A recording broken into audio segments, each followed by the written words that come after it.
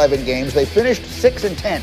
Yesterday, the owner and general manager, Jerry Jones, talked about the position Dak is in these talks.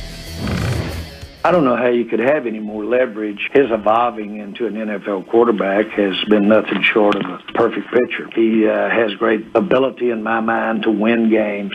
And so he has all the things as substantiated by what we've offered. You wouldn't be offering Dak what's been offered him in the past had you not thought he was very special. The issue is how do you come together, and that's no stranger to me. I've been doing it all my life. I got here putting things together. We've got to get it together.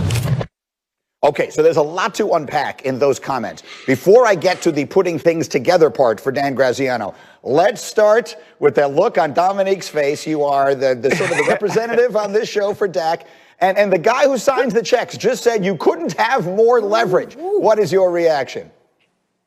Man, we about to get paid. Hey, so I think that I think Dak Prescott, I mean, his value, I was concerned when he got hurt because I thought maybe Andy Dalton would come in and they'd be all right and people might say that it's not Dak, and they would be wrong, but that's not what happened. As my man RC said, Andy Dalton came in there and he was turkey bacon. He wasn't the real thing. That offense was not nearly the same. They went to 30th in efficiency with Andy Dalton without Dak Prescott. So this team is bad. You saw Trevor Lawrence when after the semifinal game and someone said something about how his mustache was a little bit wispy. That is their offense without Dak Prescott. It is that mustache. But you add Dak Prescott, suddenly they become Steve Harvey's mustache. It is thick and full and outstanding. They are in dire need of Dak Prescott to come back and resuscitate the desiccated husk of a football team that they are without my man Dak Prescott. Give him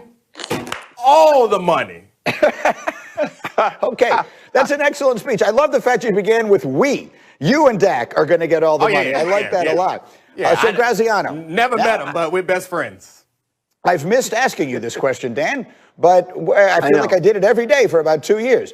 Where do we stand in all of this, and how should we expect it to go? Jerry Jones says he's made his career out of putting things together. How does he put this together? Yeah, right. The worst part about the rule that says you can't negotiate with a franchise player during the season is that we haven't been able to have this conversation since July. So I'm so glad it's back.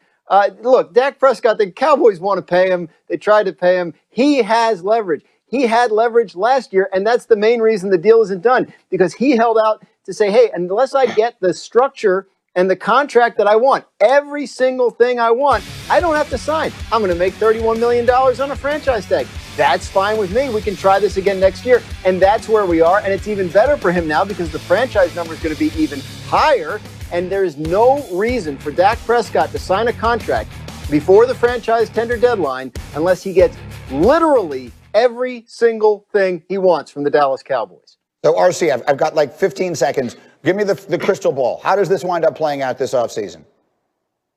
Oh, Dak Prescott's going to be where the money resides. And that's on who? Mary had a little lamb. Dak Prescott's going to get his money. And he got more money or made more money in his absence than he did being present for this team at quarterback. Dak Prescott's going to be one of the top paid players in this league, and he's going to be able to name his price and name his length this time, unlike the last negotiation. All right, we'll leave it there, but it will be interesting to watch. Shefty said it's going to be the biggest story of the offseason. Running back Miles Sanders said yesterday that nobody on the team was in favor of the decision to pull quarterback Jalen Hurts in favor of Nate Sudfeld during a 3-point game early in the fourth quarter against Washington on Sunday night. Here was what Sanders said. Man, if I'm being honest, nobody liked the decision. Nobody, and that's all I could say, really. But I don't know who was the main person behind that decision, but all I know is a lot of people on the team was confused. Okay, so let's get down to brass tacks here. Ryan Clark, one of the things that I think fans love about football is that almost no games are meaningless. There are a lot of meaningless games in other sports, and one of the things about pro football is that generally the players don't treat even the meaningless ones like they're meaningless, and you gave a great example of that earlier this morning. Fire everybody up. I wasn't necessarily trying to fire everybody up, Greeny, but I was just saying what it was, and it might have made me stupid. I remember going into one of the games at the end of the season. We were playing the Cleveland Browns. Both teams were out of the playoffs. I believe this was year 11 for me. And I remember I had a streak of 100 tackle years going, and I wanted to finish my career on that streak. And I think I was 9 tackles away from getting it. I believe I finished with 102 or something that year, but it was important to me to get to that milestone. It was important to me to play extremely hard to get there. And I was tweeting with Marcus Spears yesterday, and they were kind of talking about old players or former players forgetting what they felt about that last game. My deal was I wanted to hear my name called as much as possible in stadiums, because unlike a lot of people that was on the team with me, they got their names called on draft weekend. And so any opportunity I got to go out on the field, I was going to play hard. I was going to try to win. Now, I understand organizations see things different ways, but when your organization sees things those different ways, then tell us. Communicate to us. Let us know what our objective is this week. And I think another part, something I was thinking about, in my second to last game of my career, we played the Philadelphia Eagles. Obviously, I was playing for Washington at the time. We were terrible. We were not going to go to the playoffs. We had already been eliminated.